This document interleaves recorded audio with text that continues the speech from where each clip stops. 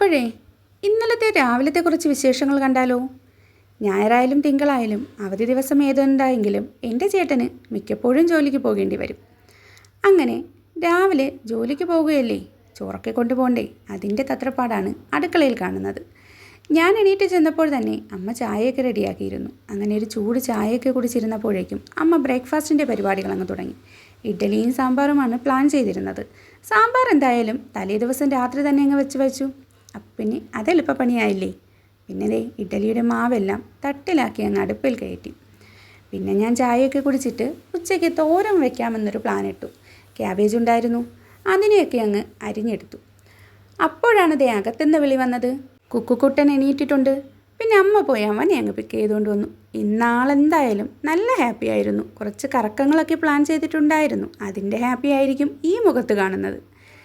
അപ്പോഴേക്കും നമ്മുടെ ഇഡ്ഡലിയൊക്കെ പാകമായി. പിന്നെ അതൊക്കെ ഇങ്ങെടുത്ത് മാറ്റി. പിന്നെ ഞങ്ങളുടെ വീട്ടിൽ 2 കൊച്ചു കുട്ടികളുണ്ട്. കുക്ക് മാത്രമല്ല കേട്ടോ, ദേ ഇരുന്ന് ചായ കുടിക്കുന്ന ആളും ഞങ്ങളുടെ വീട്ടിലെ കൊച്ചുകുട്ടി തന്നെയാണ്. ഇവർ 2 പേരും കൂടെ ചേരുമ്പോഴുള്ളൊരു വൈബുണ്ട്, അത് പറഞ്ഞറിയിക്കാൻ പറ്റില്ല. കുക്കു രാവിലെ എണീറ്റ് വന്നാലുടനെ അമ്മുമ്മയാണ് തിരക്കുന്നത്. അമ്മുമ്മയെ രാവിലെ കണ്ടില്ലെങ്കിൽ അവനൊരു വെപ്രാളമാണ്.